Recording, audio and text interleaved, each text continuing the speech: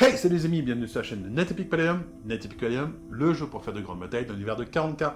Aujourd'hui, je suis en compagnie de Oum, et on va vous faire notre petit débrief sur Légion Impérialiste pour vous dire ce qu'on a pensé du jeu après notre rapport de bataille didactique. Il fut très plaisant d'ailleurs. Ouais, alors, déjà, on va faire une impression générale. Oum, qu'est-ce que tu en as pensé? C'est un jeu qui a des gros avantages, mais aussi des gros inconvénients. Mais ça vient peut-être du fait que justement, il vient de se lancer et que je suis habitué à Palladium maintenant. Et qu'il y a certaines choses qui m'ont un peu rebuté, mais on développera ça un peu plus... Ouais, mais sinon, bon jeu? Bonne surprise? Ça reste une bonne surprise. Ouais. Malheureusement, ça manque de Xeno. Mais bon, c'est pas le but. J'avoue que moi aussi, c'était une bonne surprise pour moi. C'est un jeu qui est assez dynamique, in fine. Donc, on va vous expliquer en détail un petit peu ce qu'on a aimé et ce qu'on a moins aimé. On va commencer tout simplement par les scénarios. Alors, les scénarios, il y en a 12 dans le livre de règles. Vous pouvez toujours en construire aussi. Déjà, première précision, c'est un jeu qui se veut être narratif avant tout. Ah oui, mais là-dessus, ça va très bien. Et d'ailleurs, c'est très bien représenté par le fait qu'en fait, chaque scénario va vraiment avoir une façon de jouer différente. C'est-à-dire des objectifs qui vont apporter différents points, placés aux différents endroits, des déploiements différents qui vont s'associer. Donc tout ça réuni, en fait qu'en fait, les scénarios sont vraiment différents et chacun a sa propre âme. Ouais, et puis surtout, on le voit, Games n'a pas cherché à faire un jeu compétitif, hein, donc c'est pas prévu pour les tournois. Cherchez pas à compter le nombre de tournois de Légion Impérialiste, ça sert à rien. Mais c'est vraiment par contre fait pour le narratif, effectivement, où là tu peux vraiment commencer à t'amuser à faire essayer de reproduire des vieilles batailles, des batailles historiques ou en inventer de nouvelles. Toi, comment t'as ressenti dans la partie ce côté un petit peu narratif?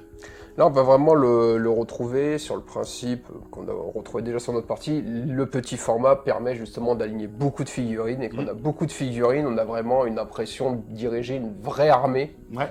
Et donc c'est ce qui te donne un peu l'impression d'un côté un peu cinématique. Ça veut dire que tu vas pas avoir un détachement avec 10 bonhommes à gérer. Là, c'est vraiment, tu as ta compagnie avec tant de bonhommes, et là tu sais que tu vas bouger des régiments entiers, des choses comme ça. C'est vrai que c'est là-dessus que je ressens plus un côté cinématique que escarmouche. Oui, et puis le découpage en phases rend bien aussi ceci, on en parlera après des phases, mais effectivement, ça permet vraiment de s'immerger, d'éviter d'avoir une unité qui tue une autre unité avant même qu'elle ait pu agir. Et ça, quelque part, vraiment, ça renforce ce côté narratif, je trouve. Le fait qu'ils aient gardé le côté alternance, oui, en effet, ça joue beaucoup là-dessus. Ouais. On a aussi un point à aborder, donc on a abordé les différents types de scénarios, mais toujours dans cette idée-là, on va avoir aussi la capture des objectifs. Alors, là, il y a une vraie différence avec NetEpic, puisqu'à NetEpic, les titans, plus on est gros, plus on capture de points. Là, c'est carrément l'inverse, les titans rapportent rien pour la capture des objets, et l'infanterie est overcheatée. Mais c'est plus dur de la garder sur un point objectif. Ah bah, disons que c'est plus fragile, oui. Voilà. Donc d'un côté, c'est vrai que c'est beaucoup plus mérité, je trouve, parce que bon, déloger un titan d'un pion objectif, il n'y a pas grand mérite, hein, j'ai envie de dire. Du moins, à le conserver, le pion objectif. Oui, parce voilà. qu'à le virer, c'est plus compliqué. Hein. C'est ça.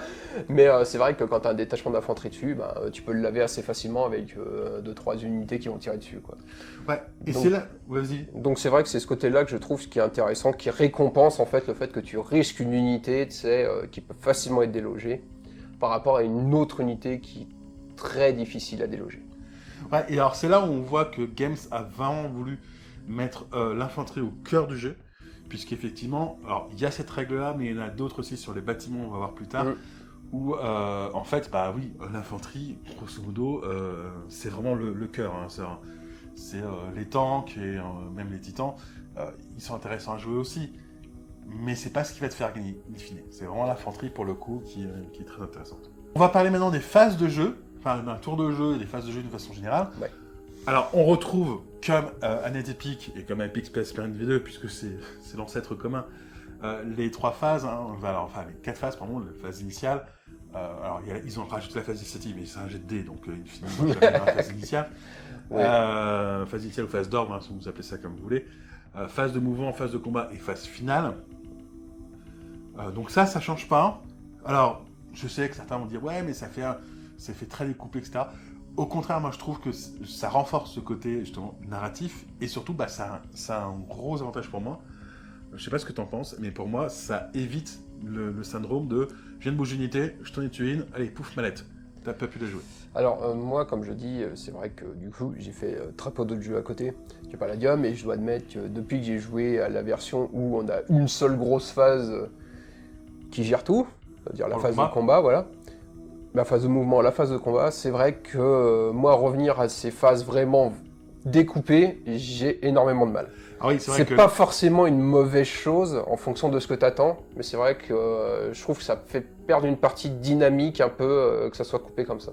Ouais, c'est vrai que là, ce que j'ai pas dit, effectivement, c'est que la phase de combat, ils l'ont redécoupé, enfin ils l'ont laissé découper en 3 segments. Ouais. Donc segment de tir appuyé, segment de combat, segment d'avance, où là, sur la V2 de Palladium, nous, on avait tout regroupé dans ça. Alors, paradoxalement, ça rend Légion Imperialis un peu plus dynamique et moins mortel, cette sous-segmentation en fait.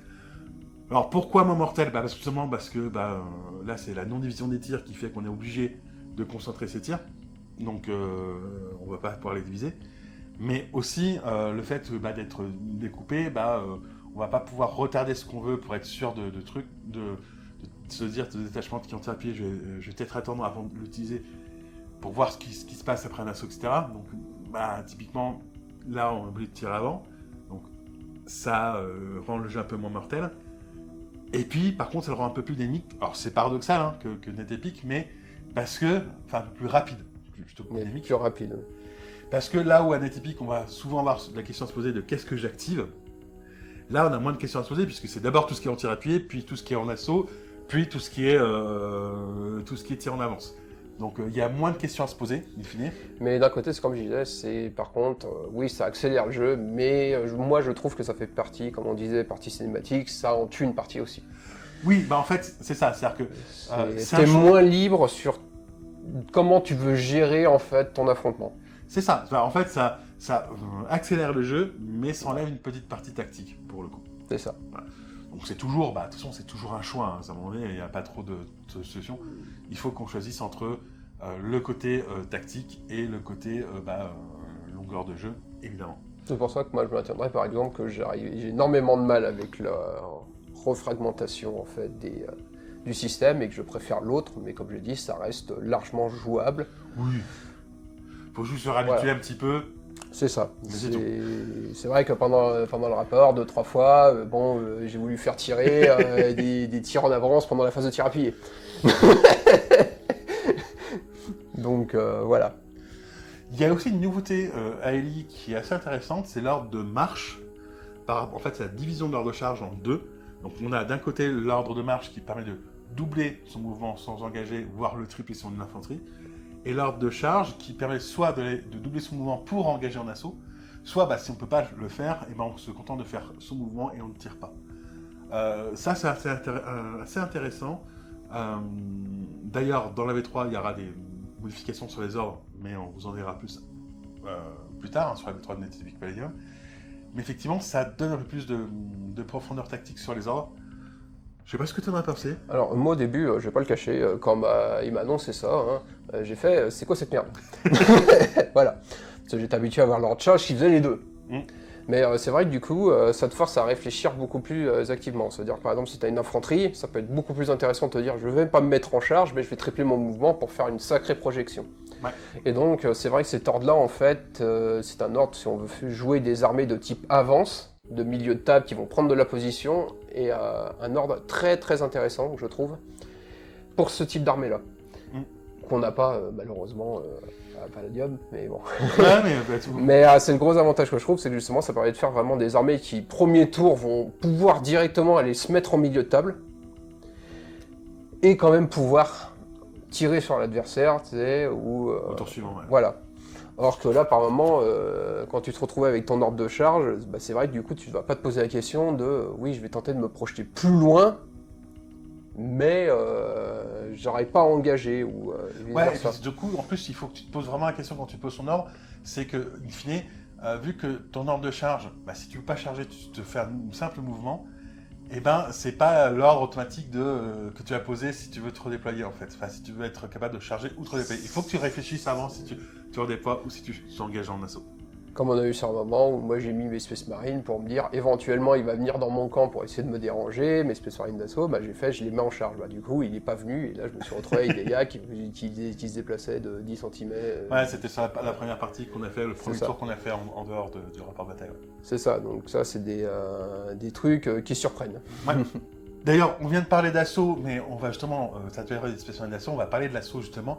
Moi, un bon point qui m'a vu sur l'assaut, alors outre le fait qu'ils n'ont pas changé les règles de l'assaut, grosso modo, et que je trouve ça toujours très intéressant, parce qu'à la fois ça lisse tes résultats, et c'est pas juste un jet de dés qui détermine ton assaut, mais c'est une succession de jets.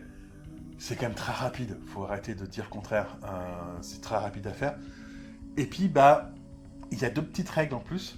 Le plus 1 quand tu as chargé et que tu t'es déplacé, et le repli. Qu'est-ce que tu en as pensé, toi, de ces deux règles?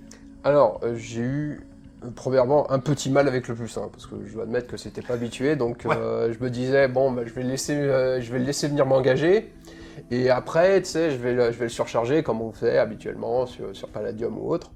Donc là, c'est vrai que ça fait bizarre parce que du coup, quand tu te retrouves avec tes unités qui sont censées faire un combat équilibré et que du coup tu te retrouves à être défavorisé vu que tu as décidé de ne pas engager, c'est chiant. Ouais. Mais c'est vrai que du coup, ça donne aussi un bonus qu'on n'a pas par rapport à Palladium là-dessus. La grande différence, c'est que du coup, oui, ça incite plus à être agressif quand tu as des unités de corps à corps.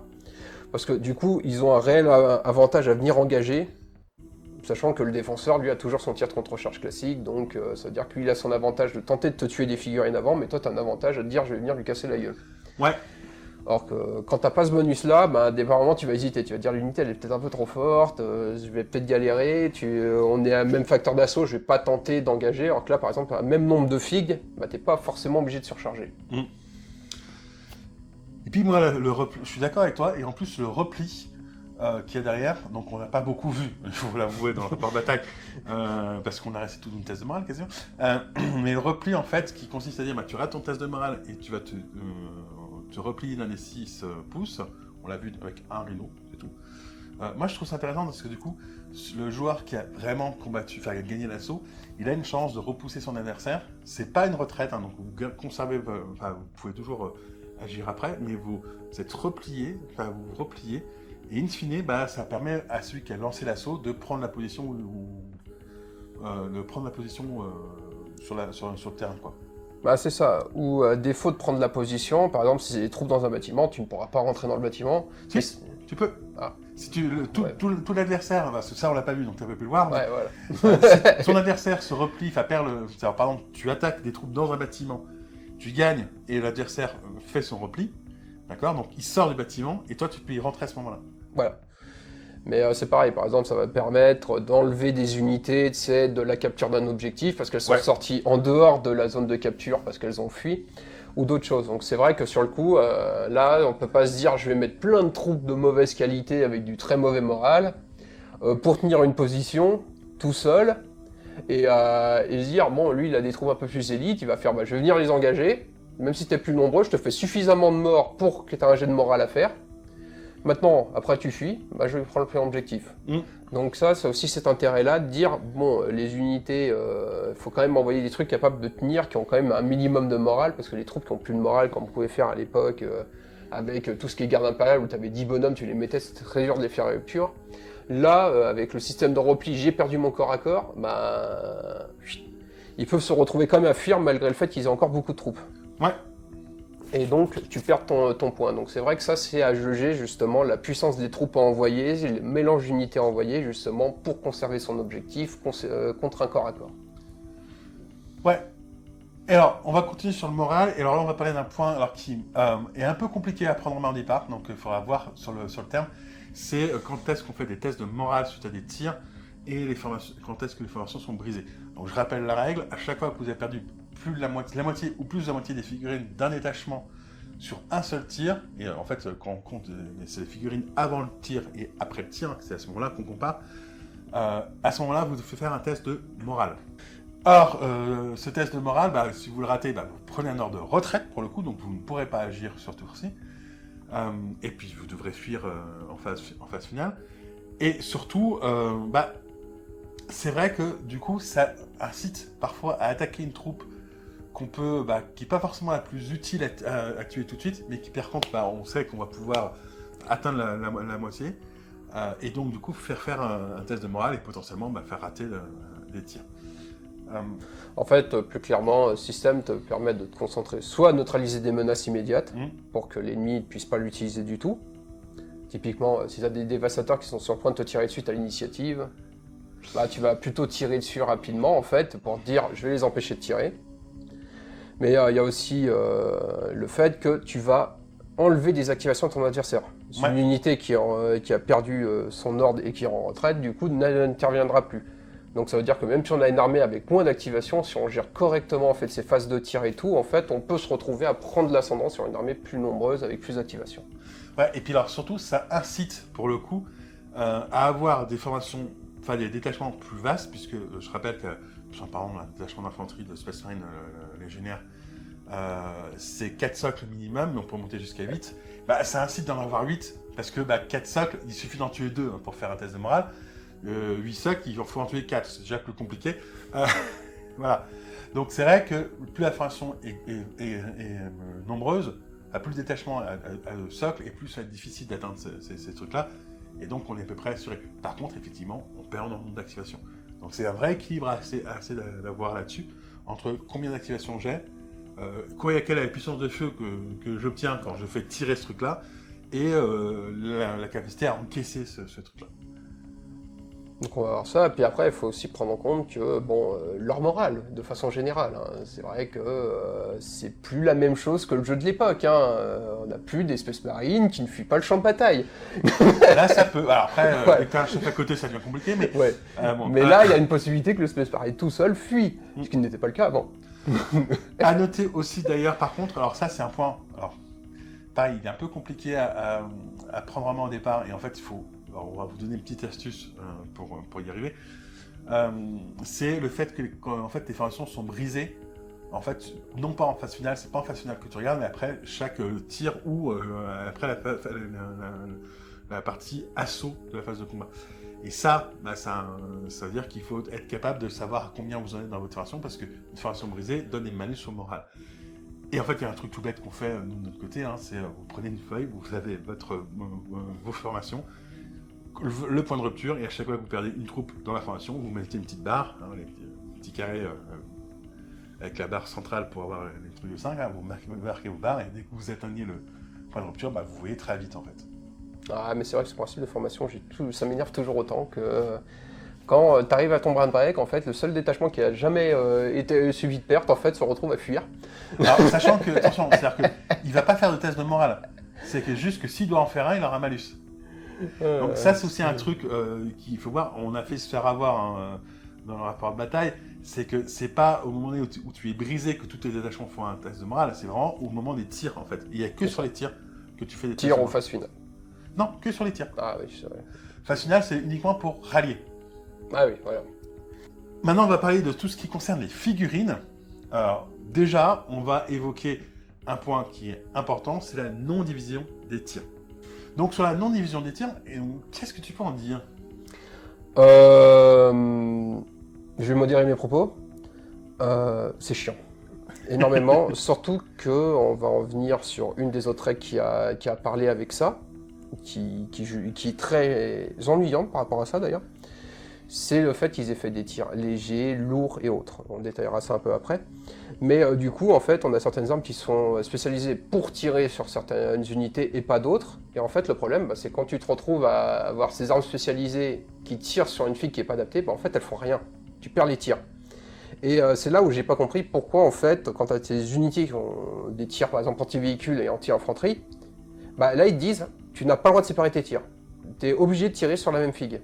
Tu fais, c'est pas logique, parce que si on prend une lampe torche derrière l'impérial du fusil de base et qu'on tire sur un char, on est d'accord qu'il y a peu de chances de faire un trou dedans. Par contre, je comprends pas pourquoi t'as pas le droit de tourner ta petite mitrailleuse de côté et tirer sur un piéton qui est juste à côté. Et ça, je trouve que par contre, c'est une très mauvaise idée, parce que l'idée, autant d'avoir des armes séparées et tout, c'est bien, autant d'avoir les tirs groupés, dans ce genre de cas, n'est pas adapté du tout. Alors, j'ai juste un petit peu modéré aussi, dans un sens où je comprends l'idée effectivement que tu as. Il faut juste se rendre compte de deux choses là-dessus. Enfin, trois choses. La première, c'est une volonté aussi d'accélérer le jeu et de le rendre moins létal. Parce qu'effectivement, le fait que tu ne divises pas tes tirs, tu peux pas optimiser. Tu peux pas dire, tiens, là, j'ai plus qu'une figurine, je touche sur du 4+, je vais mettre que 3 tirs sur mes 8, et les autres, je les mets ailleurs. Voilà, ça te permet moins d'optimiser tes tirs, et donc la mortalité que tu fais. Donc, pourquoi pas ça accélère aussi le jeu de fait. Hein. En revanche, sur la problématique que tu évoques, alors elle est vraie, mais pas tant que ça. Dans le sens où la plupart des armes légères, en fait, qui sont sur des véhicules ou des troupes qui logiquement ont des armes anti-char, elles sont aussi défense rapprochée. Et donc, à ce moment-là, tu peux les utiliser en phase de mouvement, voire les séparer en phase de combat. Donc, c'est moins vrai. Par contre, c'est vrai que, du coup, tu as tendance, quand tu peux équiper une de tes unités avec différents types d'armes, à l'équiper que d'une seule façon. Mais, quelque part, ça c'est logique aussi. Hein. Quand tu fais un char dont l'objectif c'est de détruire un char ennemi, tu l'équipes avec que des armes de ce type-là. Mais, effectivement, c'est cette non-division. C'est vrai que on perd encore un petit peu sur la profondeur statique pour gagner, par contre, en fluidité de jeu. Alors là-dessus, moi je vais te rejoindre, comme je disais, le fait qu'une même arme, tu puisses séparer les tirs d'une même arme, bon, pour moi, à un moment, c'est vrai que on peut s'en passer. Quel que soit le jeu, que ce soit Palladium ou Goat, c'est pas dramatique non plus. Les 3 quarts du temps, tu mets tout sur la même fille. Mais ouais, non, c'est vraiment avoir la séparation, par contre, entre armes, véhicules, armes légères, ça par contre c'est très important. Je pense que sur leur point, c'est ça. Tes points de défense, tu peux le faire, ok, comme tu disais, les activer, les faire tirer. Quand tu te déplaces, ok, mais t'as pas forcément l'ennemi à ce moment-là, oui, quand tu l'as fait. Mais quand tu fais, dans ce moment-là, en phase de combat, tu peux quand même les diviser, les séparer. C'est les défenses rapprochées, ou les points de défense en anglais. Donc c'est en fait, le côté je risque de me retrouver dans cette situation est beaucoup moins vrai en fait que dans d'autres jeux ou même, par exemple, tu prends 40K V7 par exemple, où tu peux te retrouver avec des unités qui en fait ne faisaient rien du tout. Bon là, t'as des troupes qui vont rien faire aussi sur les véhicules, mais c'est pas la. De toute façon, tu sais que ces troupes-là ne font rien et c'est pas là-dessus que tu vas faire. Et au pire, t'as un véhicule pas loin, tu vas le charger, hein. C'est juste mieux bien. Hein. T'as plus de chances de tuer un véhicule en assaut avec de l'infanterie qu'au tir, honnêtement, la plupart du temps. Donc, t'y vas. Vraiment différenciation d'armes légères. Anti-char léger. Voilà. Et anti-char. Et anti-char. Ce qui est très pratique parce que du coup, fini les moments où tu essaies de déplacer un transporteur de troupes qui se fait laminer par une succession de tirs de piétons dans un bâtiment. Là, ça marche plus comme ça. Ça veut dire que c'est vrai que d'un coup, ça augmente la survivabilité de pas mal d'unités qui passaient avant à cause de la saturation. Là, souvent, la plupart des unités d'infanterie vont, par exemple, être stipulées, efficaces contre l'infanterie. Et des fois, véhicules légers. Mais voilà, par contre, après, tu as une vraie définition qui apparaît avec des unités qui vont te coûter plus cher, mais par contre, elles seront équipées de lance-missiles pour abattre du véhicule ou autre. Donc c'est vrai que là, du coup, on va vraiment trouver une différenciation entre l'utilité de chaque véhicule qui a vraiment plus ou moins une âme prédéfinie. C'est-à-dire il va être utilisé pour ce genre de cas-là et éventuellement pour d'autres cas, mais principalement, voilà, si tu as une arme anti-infanterie, tu vas tirer sur de l'infanterie. Ouais. Alors, sachant qu'il y a certaines armes qui n'ont aucun de ces 3 traits, donc qui font les mêmes effets sur tout le monde, mais c'est finalement assez rare. C'est vrai que c'est intéressant. La seule point que j'aurais pas mis moi, en fait, c'est faire 3 effets différents. J'en ai fait que 2, en gros. Des armes qui n'appliquent pas leur PA sur l'infanterie, mais qui l'appliquent sur les tanks, donc les anti-chars, et réciproquement, en fait. Ouais. Quitte à donner un bonus, d'ailleurs, sur les armes légères pour la sauvegarde des tanks, hein, voilà, histoire de dire que t'as vraiment du mal à tuer des tanks. Mais voilà. Mais par contre, oui, le système est intéressant. C'est vraiment un système intéressant parce qu'effectivement, comme tu dis, c'est pas un tir de Gretchen qui va te tuer ton Land Rider sur un coup de balle, quoi. Bon, faut vraiment du bol, mais bon. Déjà arrivé. Les Gretchen ont tué à peu près tout n'importe quoi. Donc. Maintenant, on va passer aux titans en eux-mêmes. Ouais. Alors, les titans ont des points de vie, ont des boucliers et des points de vie. là, j'ai un petit bémol. Pour moi, ils sont pas assez durables dans le sens où, en fait, on perd un point qui est intéressant sur NetEpic, c'est le fait de pouvoir cibler des zones qui vont te faire perdre, en fait, des équipements, etc. Là, en gros, tu perds juste des points de vie et dès que tu as 0 point de vie, t'es mort. In fine, ce qui est intéressant, c'est de voir que, voilà, pour moi, ce manque, cette absence de localisation de tir est un peu gênant. Après, c'est pas dramatique, mais c'est vrai que j'aurais préféré l'avoir. Mais oui, les points de vie, par contre, ça lisse la mortalité des titans, tu peux plus le perdre en seul coup. Ah, tu peux, mais il faut que la personne mette beaucoup dessus. Oui, mais en un seul tir, tu vas pas le perdre. C'est ça. Mais moi, je reste un peu mitigé dessus. Comme je te disais, c'est vrai que le système de points de vie augmente la durabilité des titans. Principalement ceux qu'on a joués. Hein. Enfin, surtout, ça la lisse. Mais comme je disais, oui, c'est vrai que le fait qu'il n'y ait plus les locas, du coup, t'as plus déjà l'avantage, c'est quand tu joues un petit titan, comme nous on joue sur Palladium à l'heure actuelle, c'est une sacrée sauvegarde. Ouais, mais c'est quand même pénible de se dire que tu as raté un titan alors que tu l'as touché. Quoi. Voilà. Mais c'est vrai du côté de plus pouvoir te retrouver avec les scènes cinématiques où t'as plus qu'un tronc debout qui marche et qui écrase les gens parce que c'est tout ce qu'il peut faire. Ouais, mais effectivement, voilà. C'est ça là-dessus. C'est... La Loka, pour moi, elle joue à la fois sur le côté tactique, quand tu peux la choisir, mais surtout, pour moi, pour le coup, sur le côté cinématique, narratif, de savoir qu'est-ce qui s'est passé sur ce titan. On va passer sur la grande famille, à savoir tout ce qui concerne la table de jeu. Alors, point intéressant, les objectifs sont des terrains infranchissables, donc ça t'empêche de mettre un titan dessus et de dire... De mettre quoi que ce soit dessus. Oui, d'ailleurs. Autre point, les décors sont quand même bien normés. Ouais. Rien qu'avec le principe de garnison. Oui, l'organisation d'un général, les décors, tout ça. Alors, c'est des trucs qu'on retrouvait aussi déjà à NetEpic. Mais voilà, le fait que ça soit bien normé, bien cadré, etc., que voilà, ça fait ça, ça fait ça, c'est très agréable. Il suffit de se mettre d'accord avec son adversaire en début de partie sur les différents éléments de décor. Voilà. Dans quelle case il rentre. Voilà. Et puis surtout, là, pour les bâtiments, tu voulais en dire un mot. Ah oui, mais comme j'ai dit, en fait, il va y avoir beaucoup de choses à dire sur les bâtiments à proprement parler. Déjà, ils sont pétés. Voilà. Tu mets de l'infanterie dedans, t'as un malus quand tu tires l'infanterie qui est dedans, et en plus, l'infanterie qui est dedans a une sauvegarde. Un vu de 4. Ça te va. Ouais, c'est vrai que c'est un peu... Les deux ensemble, c'est trop. C'est ça. C'est déjà, tu prends tout ce qui a 4+, ça fait des tirs à 6+. Et en plus, si tu réussis à toucher, ce qui n'est pas gagné du coup sur du 6+, et t'as pas beaucoup de tirs aussi dans cette version de jeu, du coup le mec il a une chance sur 2 gratos de sauvegarder. C'est le cumul des deux qui fait que... Voilà. C'est ultra violent. C'est-à-dire qu'on t'enlève des dés de touche et toi que tu fais, et en plus on dit à l'adversaire, tiens, t'en annules en plus gratos. Oui, alors juste un rappel, hein, la sauvegarde de couvert, ça remplace la sauvegarde normale. Mais c'est vrai que sur du 4+, ça fait vite mal. T'as rarement des trucs qui ont plus de 4. Ouais. Oui, on est d'accord. Je veux dire. Des trucs qui peuvent rentrer dans le... Voilà. L'infanterie a rarement des sauvegardes. Non, c'est du 5, généralement. Voilà. Donc oui, il y a ça. Alors par contre, moi ce que j'ai beaucoup aimé, c'est le système de garnison, qui permet en fait de dire, voilà, tel bâtiment, ça va rentrer un certain nombre de détachements. Alors, je serais un petit peu plus sceptique sur le nombre de détachements. J'aurais plutôt mis un nombre de figurines plutôt que de détachements, mais je comprends l'idée. Hein. Voilà, ça simplifie le nombre de détachements. Mais par contre, oui, c'est pas pratique parce que tu te moques de savoir comment sont soclées tes figurines, t'en faire rentrer un certain nombre dedans.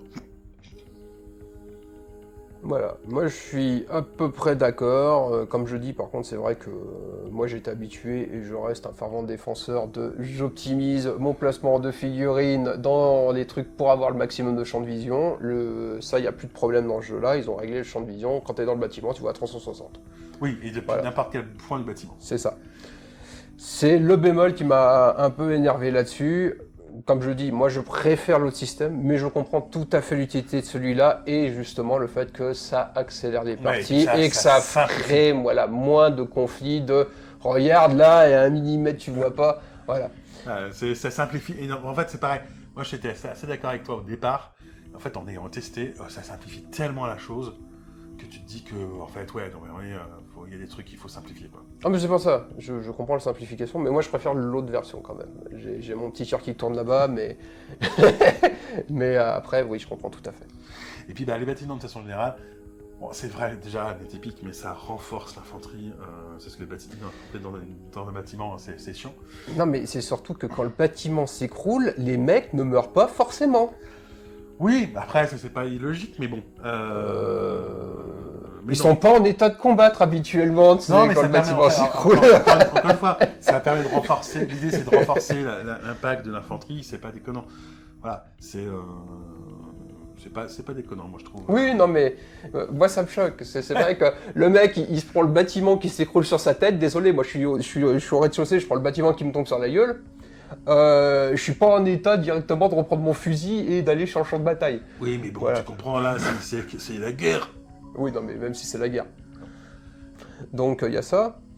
Et après on a aussi l'autre particularité de certains éléments comme les ruines, par exemple, où on ne voit plus à travers. Ouais, ça je suis d'accord avec toi que là c'est un peu dommage. Mais Et il y a ça des par trucs qu'il contre faudrait c'est un peu énervant parce que du coup ça force déjà à réfléchir complètement la restructuration des champs de bataille. Ouais. Et surtout, on a quand même des armes des strike building dans ce mode de jeu, et du coup bah, tu perds l'intérêt de dire j'ai besoin d'un champ de vision, ce bâtiment me dérange, je fais tomber ce bâtiment. Bah, autant quand on joue à Palladium, bah, le bâtiment il est tombé, du coup tu as une ligne de vue qui se dégage avec un -1, mais tu as une ligne de vue. Là en fait, t'as plus d'intérêt à essayer d'écrouler un bâtiment et à user des tirs à écrouler un bâtiment pour libérer une ligne de vue, vu que tu l'auras pas de toute façon. C'est vrai que c'est un peu dommage que tu puisses pas te voir à travers les ruines. Mais bon, après ça c'est un choix qu'ils ont fait. C'est dramatique. Voilà, on a fini un petit peu notre revue. On va résumer un petit peu assez simplement en disant que Légion Impériale, c'est quand même un très bon jeu. Oui, c'est un très bon jeu avec un bon potentiel. Ouais. Malgré qu'il manque de Xenos. Je le maintiens. D'ailleurs, la communauté s'est pas trompée. C'est quand même un jeu qui a bien marché, qui marche très bien. La preuve, ils ont sorti le Mechanicum et le Dark Mechanicum. Si ça marchait pas, ils auraient arrêté, ils n'auraient pas les frais. Hein, genre, oui, c'était sans doute prévu depuis quelques années, depuis 2-3 ans, mais quand tu sais qu'un truc ne marche pas, et que t'as un truc qui est dans les petits cartons, bah tu le sors pas, hein, genre t'as pas bossé dans C'est ça. L'avantage, c'est quand même, ils se sont relancés sur le jeu qu'ils avaient d'origine. Il y a beaucoup de personnes qui avaient déjà des figurines, même s'ils sont pas forcément à l'échelle maintenant, mais qui peuvent quand même se dire, je vais jouer avec ces règles-là, avec mes vieilles figurines, ça pose pas de problème. Oui, et puis t'as plein de gens qui attendaient ça, en final. Hein. C'est ça. Donc, non, très bonne surprise, hein, mais je resterai quand même joueur de Palladium en priorité. Oui, on est on préfère d'être épique, d'accord, soyons très concrets, mais ça n'empêche pas de dire que Légion Impériale, c'est un bon jeu. On en refera régulièrement. Voilà, on va en refaire, on va monter nos armées un petit peu au fur et à mesure. Et voilà. Un mot de la fin ? Bah, merci d'avoir regardé cette vidéo et de nous avoir suivis. Voilà, sur ce les amis, si vous avez aimé cette vidéo, n'hésitez pas à la partager, à la commenter, à la liker et à vous abonner en activant la petite cloche. Et sur ce, nous on vous dit à plus les amis. Ciao. Merci à tous nos partenaires. Pour nous soutenir et bénéficier de réductions chez nos partenaires, pensez à adhérer à l'association NetEpic. Tous les liens en description.